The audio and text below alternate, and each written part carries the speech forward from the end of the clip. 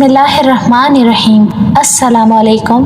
हमारे चैनल उर्दू कहानी प्लस में खुशामदीद। आपसे गुजारिश है, अगर आप हमारे चैनल पर न्यू हैं तो हमारे चैनल को सब्सक्राइब करके बेल नोटिफिकेशन को ऑन कर लीजिए ताकि आपको हमारी वीडियोस मिले सबसे पहले।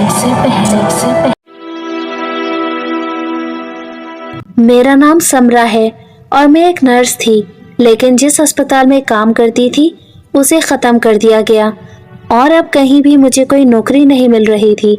मेरे घर में मेरी 3 बहनें और एक माँ थी। बाबा इस दुनिया में नहीं थे और हमारा कोई भाई नहीं था। अम्मी ने एक दिन मुझे परेशान होकर कहा कि घर में बिल्कुल पैसे ख़त्म हो गए हैं, तुझे नौकरी भी नहीं मिल रही है, अब क्या करें? छोटी बहनों को स्कूल से हटा देते हैं। दरअसल मैंने अपनी छोटी बहनों को अच्छे स्कूल में दाखिल करवाया था, वो मुझसे ज़्यादा पढ़ लिख कर कोई अच्छी नौकरी कर सकें। और मैंने कौन सा पढ़ लिख कर नौकरी हासिल की थी। ये तो भला हो मेरे चाचू का, जो उस टाइम अस्पताल में काम करते थे और उन्होंने जोड़ तोड़ कर मेरी नौकरी वहाँ पर लगवा दी। फिर वहीं से काम सीखकर मुझे सारा काम आ गया, नहीं तो मैंने तो सिर्फ मैट्रिक ही किया हुआ था। दवाइयों के नाम वगैरह पढ़ने आते थे। उनके पास दोबारा मदद के लिए गई। उन्होंने कहा कि अस्पताल में आजकल नर्स की नौकरी नहीं मिलती है। मैंने कहा कि मेरे पास तजुर्बा है। उनका कहना था कि तजुर्बा तो है, लेकिन आजकल वो कागज़ भी मांगते हैं, इसलिए मैं तेरे लिए कोई और नौकरी तलाश करता हूँ। 2 हफ्ते के बाद उन्होंने बताया कि एक बहुत बड़ा आदमी है जिसके घर में उसकी माँ बीमार पड़ी है, उसकी माँ की देखभाल करनी है और दिन रात वहीं पर रहना है। जब मेरे चाचू ने कहा कि दिन रात वहीं पर रहना है तो मेरी अम्मी ने कहा कि नहीं, मैं जवान लड़की किसी के घर नहीं छोड़ सकती, आजकल तो हालात बहुत खराब हैं। फिर चाचू ने बताया कि वो महीने के 50,000 रुपए देंगे। ये बात सुनकर मेरी अम्मी खामोश हो गई और मैंने फौरन कह दिया कि ठीक है, मुझे नौकरी करनी है। चाचू ने कहा कि ठीक है, कल तैयार रहना, मैं तुम्हें वहाँ ले जाऊँगा ताकि वो लोग तुम्हें भी देख लें, फिर देखेंगे ये नौकरी पर रखते हैं या नहीं। मेरी अम्मी परेशान हुई तो मैंने उनको कहा कि मैं कोई छोटी बच्ची तो नहीं, 25 साल की उम्र हो गई है मेरी, दिन रात रहने की बात तो है, पर पैसे भी तो इतने दे रहे हैं। अस्पताल में एक साथ पता नहीं कितने मरीजों का ख्याल रखती थी, वहाँ मुझे सिर्फ एक मरीज का ख्याल रखना है। मेरी अम्मी को मैंने मना लिया। अगले दिन चाचू ने कहा कि साफ कपड़े पहनकर तैयार हो जाओ, आज मेरा इंटरव्यू है। वो मुझे मेरे साथ उनके घर ले गए। पहले उन्होंने हमें ड्राइंग रूम में बिठा दिया और हमारे लिए चाय के साथ काफी सारे लवाजमात रखे। इसके बाद उस औरत का बेटा आया। जब मैंने उस औरत के बेटे को देखा तो मैं हैरान रह गई और मेरी शक्ल से नजर आने लगा कि मैं कहीं खो गई हूँ। इतना खूबसूरत मर्द मैंने अपनी जिंदगी में पहले कभी नहीं देखा था। वो बहुत ज्यादा हसीन और बहुत ही ज्यादा खूबसूरत था। ऐसा लगता था कि कहीं का शहजादा है। उसने कपड़े भी बहुत अच्छे पहन रखे थे और जूते भी उसके बहुत खूबसूरत लग रहे थे। उसका नाम अजीम था। मेरे चाचू उससे बात करने लगे और मुझे तो उसे देखने से ही फुर्सत नहीं थी। उसने कहा कि लड़की को काम आता है ना, क्योंकि मेरी माँ का मामला है। चाचू ने कहा कि इनको सारा काम आता है, बड़े हॉस्पिटल में 6 साल काम किया है। उसने कहा कि ठीक है, इनको कहें कि कल से अपना सामान वगैरह भी ले आएं और इनके रहने के लिए साफ कमरा वगैरह करवा दिया जाएगा। हम क्वार्टर में जगह नहीं देंगे क्योंकि मरीज है, तो मरीज के आसपास ही रहना है और पहली तनख्वाह आप एडवांस ले सकते हैं। मुझे तो मामला बहुत अच्छा लगा। हमने फौरन हाँ कर दी। अगले दिन ही मैं अपना सामान लेकर वहाँ पर चली गई। घर बहुत ही बड़ा था और लोग भी बहुत अच्छे थे। पहली तनख्वाह एडवांस मिली तो घर में राशन वगैरह डलवा कर गई। बहनों को कहा कि दिल लगाकर पढ़ो, किसी बात की कोई फिक्र नहीं है। जब मैंने उस बूढ़ी औरत को देखा तो वाकई काफी बूढ़ी थी, लेकिन बुढ़ापे में भी काफी खूबसूरत लग रही थी। अमीर लोग तो ऐसे ही होते हैं ना, और अपना बहुत ख्याल रखते हैं, लेकिन उनको बड़ी बड़ी बीमारियां होती हैं। उस औरत का नाम संदल था।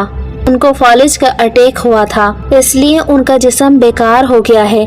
आपने उनका अच्छे तरीके से ख्याल रखना है। मुझे तो पता नहीं क्या हो गया था, عظیم کو دیکھتے ہی مجھے اس سے محبت ہو گئی تھی۔ ساری رات میں اس کے بارے میں سوچتی رہی۔ وہ بات کرتا تھا تو بات سے زیادہ میرا اس کے اوپر خیال ہوتا تھا۔ میں نے کہا کہ میں آپ کو شکایت کا موقع نہیں دوں گی، آپ بالکل فکر نہ کریں، اور میں ویسے بھی سوچ کر بیٹھی تھی کہ اس عورت کا اچھے طریقے سے خیال رکھوں گی۔ میرے دن وہیں پر گزرنے لگے۔ 3 دن تو اسی طرح گزر گئے۔ مجھے رہنے کے لیے ایک کمرہ دے دیا گیا۔ اندر اے سی بھی لگا ہوا تھا اور ٹی وی بھی تھا۔ میرے لیے کچھ اور سامان اور کپڑے وغیرہ بھی رکھے گئے تھے۔ میں تو بہت زیادہ خوش تھی۔ فون کر کے میں نے اپنی امی کو مطمئن کر دیا۔ مریضہ کا کمرہ میرے کمرے کے ساتھ والا ہی تھا۔ دونوں کمروں کی ایک ہی دیوار تھی۔ عظیم نے کہا کہ آپ الرٹ رہیں، اگر رات کو کسی چیز کی ضرورت ہوئی تو آپ نے فوراً جاگ جانا ہے۔ میں نے ان سے کہا کہ اگر میں ان کے کمرے میں ہی سو جاؤں تو زیادہ بہتر ہوگا، پھر مجھے آواز بھی آ جائے گی، کہیں ایسا نہ ہو کہ میں بڑے سکون سے سو جاؤں اور مجھے تو آواز ہی نہ آئے۔ تو عظیم نے کہا کہ آپ کے کمرے میں بیل رکھ دی جائے گی، جب امی کو کچھ چاہیے ہوگا تو وہ بیل بجا دیں گی، باقی آپ ان کے کمرے میں زمین پر کہاں سوئیں گی؟ تو آپ کو ہم نے نہیں سلانا۔ ہمارے گھر میں کسی کے ساتھ اس طرح کا سلوک نہیں ہوتا۔ وہ کتنا اچھا انسان تھا۔ میں تو خواب سجانے لگی تھی کہ کسی طرح اس کو مجھ سے محبت ہو جائے، فوراً اپنی بیمار ماں کو کہے کہ مجھے اسی لڑکی سے شادی کرنی ہے، اور بھلے ہی میری عمر 25 سال ہو، لیکن ابھی دیکھنے میں تو میں 19 سال کی لگتی تھی، کیونکہ کھانے کو کچھ ملتا نہیں تھا تو میں ویسے ہی دبلی پتلی تھی اور بھاگ دوڑ والا کام تھا میرا، پر مجھے نہیں لگتا تھا یہ اتنی آسانی سے ہوگا۔ وہ شخص بہت ہی زیادہ خوبصورت تھا اور اس کی زندگی میں کوئی نہ کوئی ضرور رہا ہوگا، لیکن گھر میں کھانا پکانے والی نوکرانی نے بتایا کہ کوئی بھی نہیں ہے، کسی بھی لڑکی کی طرف دیکھتے ہی نہیں ہے، ان کو بہت ہی سادہ سی لڑکی چاہیے۔ میرے دل میں خواہش جاگنے لگی اور میں نے کہا کہ پھر تو میرا تھوڑا بہت چانس ہو سکتا ہے۔ مجھے آج یہاں پر کام کرتے ہوئے 4تھا دن تھا جب رات وہاں صاحب آئے اور اپنی امی کی طبیعت پوچھی کہ رات کو میں ان کا خیال کرتا ہوں۔ میں نے کہا کہ نہیں، مجھے کوئی مسئلہ نہیں ہے، میں اپنے کمرے کا دروازہ کھول کے سوتی ہوں، اگر کوئی آواز آئے گی تو میں فوراً جاگ جاؤں گی، آپ کہاں ان کا خیال کریں گے؟ اس کام کے لیے تو آپ نے مجھے رکھا ہے، آپ آرام سے سو جائیں، میں خود خیال کر لوں گی۔ لیکن عظیم نے کہا کہ میں ان کا خیال کرتا ہوں، یہ میرے علاوہ اور کسی کے ساتھ نہیں رہتی رات میں، اور ان کو نیند بھی نہیں آتی، آپ جائیں، جا کر سو جائیں۔ وہ بولتا تھا تو ایسا لگتا تھا کہ وہ بات نہیں کرتا، جادو کرتا ہے۔ بس پھر میں وہاں سے چلی گئی، اور میں کیا کر سکتی تھی؟ زیادہ ضد نہیں کر سکتی تھی، لیکن حیرانگی مجھے بہت ہوئی کہ مجھے کام پر رکھا ہے، 50,000 تنخواہ مجھے دے رہے ہیں، اس کے علاوہ بھی 8,000 دیتے تھے تاکہ میں اپنی امی سے جا کر مل سکوں، اور پھر رات کو انہوں نے ہی مریض کو سنبھالنا، تو پھر دن میں تو نوکر بھی ہوتے ہیں، دن میں تو مریض زیادہ سے زیادہ کیا کہتا ہے کہ مجھے کھانا کھلا دو، میں نے باتھ روم جانا ہے، رات میں تو انسان کو خود نیند آئی ہوتی ہے، لیکن خیر اب وہ خود ہی ایسا کہہ رہے تھے تو میں کیا کر سکتی تھی؟ میں اپنے کمرے میں سکون سے سو گئی۔ 3 ہفتے بعد امی سے ملنے کے لیے گئی تو تھوڑے پیسے دیے اور اپنے لیے کچھ اچھے کپڑے لے لیے، سوچا کہ میں اچھے کپڑے پہنوں گی تو اچھی لگوں گی، پر عظیم تو میری طرف دیکھتا بھی نہیں تھا۔ دن اسی طرح گزر رہے تھے، میری شکل اچھی تھی، پھر بھی میرے حصے میں عظیم کی ایک نظر بھی نہیں آ رہی تھی۔ رات ہوتی تو وہ کمرے میں آ جاتا کہ آپ جائیں، میں ان کا خیال رکھ لوں گا، لیکن کبھی کبھی 3 دن تک بھی نہیں آتا تھا، لیکن زیادہ تر آتا ضرور تھا۔ جب میں کمرے سے چلی جاتی تھی اپنے کمرے میں سونے کے لیے تو مجھے پھر بھی نیند نہیں آتی تھی، اس کے بارے میں سوچتی رہتی تھی کہ اس عورت کی تھوڑا چلانے کی آواز آئی، جیسا وہ درد سے چلا رہی تھی، وہ پہلے بھی ایسے ہی چلاتی رہتی تھی، اور جب اس طرح کی اس کی حالت خراب ہوتی تو پھر اس کو ایک بندہ نہیں سنبھال سکتا۔ میں فوراً اس طرف گئی اور سوچا کہ میں بھی جا کے مدد کرتی ہوں کہ آخر مجھے اسی بات کے پیسے ملتے ہیں، لیکن جب میں نے دروازے پر دستک دی تو دروازہ اندر سے بند تھا۔ میں نے کہا کہ اگر کوئی مسئلہ ہے تو میں مدد کر سکتی ہوں، تو اندر سے عظیم کی غصے بھری آواز آئی کہ اپنے کام سے کام رکھو، چلی جاؤ یہاں سے۔ मुझे बड़ा अजीब लगा कि मुझे इतनी बुरी तरह डांट दिया और मैं चुपचाप वहां से चली गई। थोड़ी देर तक फिर से चिल्लाने की आवाजें आती रहीं और उसके बाद अचानक से बहुत खामोशी छा गई। मैं सोचने लगी कि मुझे डांटने की क्या जरूरत थी, मेरा क्या कसूर था। जब हम किसी को पसंद करें वो आपकी तरफ प्यार की नजर भी ना करे और उल्टा आपको डांट दे, बड़ी तकलीफ होती है। मैं तो रात को रोती भी रही और सुबह जब अजीम के लिए नाश्ता बनाया तो उसने कहा कि रात को मैं थोड़ा मसरूफ था, माफ कर दें। लेकिन मैं ये सोचने लगी कि वो बीमार औरत पर क्यों गुस्सा कर रहा था। उसे अपनी माँ पर इस तरह से गुस्सा नहीं करना चाहिए था। अगर वो मुझ पर इतना चिल्ला रहा था, अपनी माँ पर कैसा गुस्सा कर रहा होगा।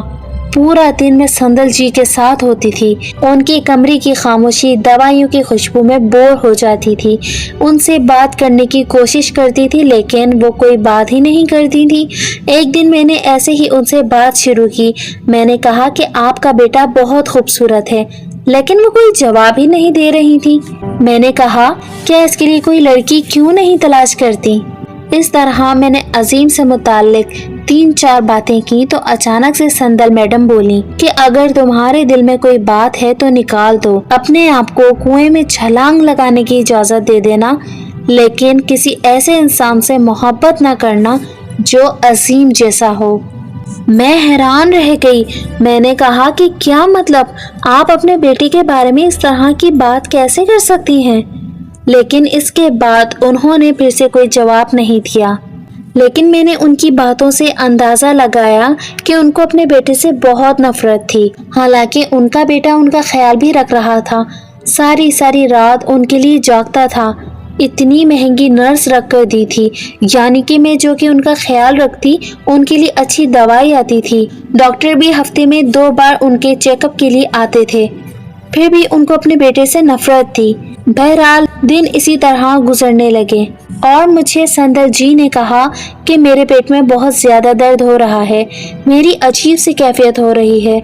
उनको मतली भी हो रही थी। उन्होंने कमरे को 3 दफा गंदा किया तो मुझे उनके कपड़े भी बदलाने पड़े। बिलाखिर मैंने डॉक्टर को बुला लिया। डॉक्टर ने कहा कि 2 घंटे तक आ जाएगा। जब डॉक्टर आया तो उसने कोई टेस्ट किए और कहा कि फिलहाल तो कुछ समझ नहीं आ रहा है, क्योंकि इन पे जो अलामत आ रही है ये उनकी अपनी बीमारी की नहीं है, इसलिए मुझे टेस्ट करने हैं और शाम को आपको फोन करके रिपोर्ट बता दूंगा। फिर देखते हैं क्या होता है। इनको अगर हॉस्पिटल ले जाना पड़ा तो एम्बुलेंस भेज दूंगा। मैंने कहा ठीक है। मैंने अजीम को भी ये बात बताई तो उन्होंने कहा ठीक है। उस वक्त वो कोई फाइल पढ़ने में मसरूफ थे। रात को संदल जी की तबीयत बहुत ज्यादा खराब थी। उन्होंने मुझे भी तंग किया हुआ था।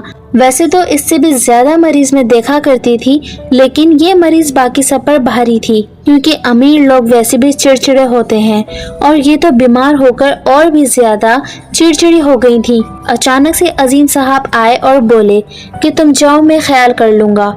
लेकिन संदल जी बोली कि कोई जरूरत नहीं है जाने की, मैंने नहीं रहना तुम्हारे अलावा इस कमरे में। वो मुझे जाने से मना कर रही थी और अजीम साफ कह रहे थे कि तुम अभी तक नहीं गई, खड़ी क्यों हो। मैंने कहा इनकी तबीयत खराब है, हो सकता है इनको मेरी जरूरत हो। तो अजीम ने कहा कि तुम्हें तनख्वाह कौन देता है, तुमने मेरी बात नहीं सुननी, और मुझे बाहर निकाल के दरवाजा बंद कर दिया। थोड़ी देर के बाद दोनों के लड़ने झगड़ने की आवाजें आने लगी। ये लड़ाई माँ बेटे की लड़ाई तो नहीं लग रही थी, दोनों एक दूसरे पर बराबर चिल्ला रहे थे, क्योंकि अगर माँ चिल्ला सकती है वो तो बड़ी होती हैं, लेकिन बेटे का हक नहीं बनता है इसी तरह चिल्लाने का। लेकिन यहाँ पर तो बराबरी की लड़ाई हो रही थी। अजीम कोई इतना भी अच्छा इंसान नहीं था, वो अजीब तरह का इंसान था। जब उसे गुस्सा आता था तो वो किसी की भी नहीं सुनता था। खैर अगले दिन उसने कहा कि मुझे किसी काम से शहर से बाहर जाना है। इसके बाद संदल जी बहुत खुश थी। रात का वक्त था, मैं अकेली बैठी थी। मैं अभी थोड़ी देर के लिए सो गई थी, पर डॉक्टर की कॉल आई तो डॉक्टर ने कहा कि आपके साहिब घर पर हैं। मैंने कहा नहीं। उन्होंने कहा रिपोर्ट के बारे में बताना है, और जो उन्होंने बताया मेरे कदमों तले से जमीन निकल गई। मैं हैरान रह गई। डॉक्टर ने कहा कि संदल बीबी उम्मीद से हैं, लेकिन ये कैसे हो सकता है। क्योंकि इस हिसाब से तो उनकी उम्र 55 से ज्यादा थी और वह चारपाई पर पड़ी थी। उनकी तो शादी भी नहीं हुई थी। मैंने तो उनके शौहर को भी नहीं देखा। तो फिर ये बच्चा किसका था? मैं हैरान परेशान रह गई। मैंने डॉक्टर को ये कहना शुरू किया कि आपसे गलती हुई है, ये कैसे हो सकता है? डॉक्टर ने कहा कि मैं भी हैरान हूँ। मैं एक डॉक्टर हूँ और मुझे बताया गया है कि इनका शौहर इस दुनिया में नहीं है। पता नहीं ये सब किस तरह हुआ है, लेकिन मैंने रिपोर्ट को 3-4 दफा चेक किया है और संदल बीबी 3 महीने से उम्मीद से हैं। मैंने कहा कि इनकी उम्र बहुत ज्यादा है, तो डॉक्टर ने कहा कि उम्र का कुछ मसला नहीं होता, क्योंकि हमारे पेशे में तो हमने 70 साल की औरत को भी उम्मीद से होते हुए देखा, तो इस बात का तो इतना कोई मसला नहीं है। लेकिन ये बच्चा किसका है, इस बात से मैं काफी हैरान हूँ। मेरी बातें संदल जी ने भी सुनी थी, लेकिन ठीक तरह से नहीं सुनी थी। मैं उनके पास आई तो उसने फौरन मुझसे सवाल किया कि तुम किस बारे में बात कर रही थी। उनको भी शक हो गया था।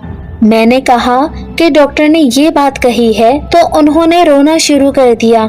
डॉक्टर ने कहा कि अगर ऐसी हालत में आपने बच्चा पैदा किया तो आप दोनों की जान को खतरा हो सकता है, क्योंकि आपका जिस्म बीमारियों ने घेरा हुआ है। आप बच्चा पैदा करने की हालत में बिल्कुल भी नहीं है। डॉक्टर तो चला गया, पर मैं परेशान थी।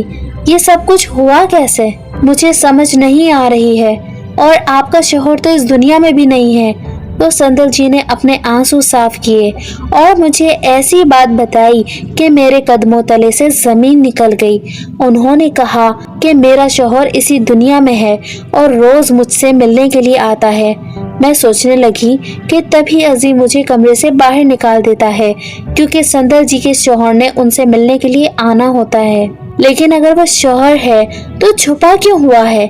मैंने संदल बीबी से कहा कि कौन है आपका शौहर, तो उसने ऐसी बात बताई कि मैं हैरानों परेशान रह गई और मेरी आंखें आंसुओं से भर गईं। उन्होंने कहा कि अजीम ही मेरा शौहर है। मैं हैरान रह गई। मैंने कहा, पर वो आपका बेटा है? उन्होंने कहा कि दुनिया वालों के सामने, क्योंकि दरअसल मैंने उससे मोहब्बत की शादी की थी। हम लोग एक दूसरे से मोहब्बत करते थे। ये मेरे ऑफिस में एक मामूली सा कंप्यूटर ऑपरेटर था, लेकिन उसकी खूबसूरती से मुझे बहुत मोहब्बत हो गई और मैंने उससे शादी कर ली। उस वक्त मेरी उम्र 45 साल थी। हमारी शादी को किसी ने कबूल नहीं किया, पर मुझे किसी की परवाह नहीं थी। अजीम ने मुझे यही कहा कि वो मुझसे मोहब्बत करता है और मुझे भी उससे मोहब्बत थी। लेकिन शादी के कुछ अरसे के बाद ही मुझे पता चला कि दूसरी लड़कियों के साथ इसका ताल्लुक है और मेरी दौलत उनको खिला रहा है। जब मैंने उसे कहा कि मैं इस पर खुला का केस कर दूंगी, तो उसने मुझे सीढ़ियों से धक्का दे दिया और मेरी ऐसी हालत कर दी। अभी वो मेरी सारी दौलत खुद खा रहा है, लेकिन मेरा इस दुनिया में कोई भी नहीं है। कारोबार भी चला रहा है, सारी दौलत उसी के पास जा रही है। उसका अभी भी मुख्तलिफ लड़कियों के साथ चक्कर है, लेकिन वो फिर भी मेरी जिंदगी को मजीद खराब करने के लिए रोज रात को मुझे सजा देने के लिए आ जाता है। उसे मुझसे मोहब्बत नहीं है, ये सब कुछ बदला लेने के लिए और बताने के लिए करता है कि आज मैं उसकी मोहताज हूँ और कितनी बेबस हो चुकी हूँ। ये बच्चा उसी का है। मैं हैरानों परेशान रह गई। रोते रोते संदल बीबी को कहा कि मैं तो उससे मोहब्बत कर बैठी थी। बीबी ने कहा कि अपने दिल से मोहब्बत को नोच कर फेंक दो, वो मोहब्बत के काबिल नहीं है। मैंने कहा कि मैं आपके लिए क्या कर सकती हूँ? क्या मैं आपकी मदद करूँ? क्या आपका वाकई इस दुनिया में कोई नहीं है? कोई तो होगा। हम पुलिस केस कर सकते हैं, कुछ तो कर सकते हैं। लेकिन बीबी ने कहा, अगर कुछ कर भी लेंगे तो मैं कौन सा ठीक हो जाऊंगी। ये बात अजीम को पता चल गई कि वो बाप बनने वाला है और डॉक्टर ने कहा कि हमें ये बच्चा इस दुनिया में नहीं आने देना चाहिए, क्योंकि इस तरह संदल की जान को खतरा है। पर अजीम ने कहा कि ये मेरा बच्चा है और ये दुनिया में आएगा।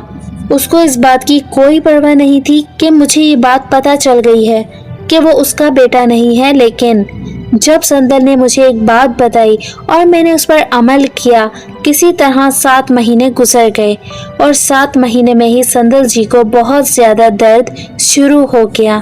उनकी हालत बहुत बुरी हो गई थी। आखिर वक्त पर उन्होंने मुझसे एक गुजारिश की और मैंने उनकी बात मान ली। संदल जी इस दुनिया से चली गई और उनका बच्चा भी इस दुनिया में आने से पहले ही मर गया।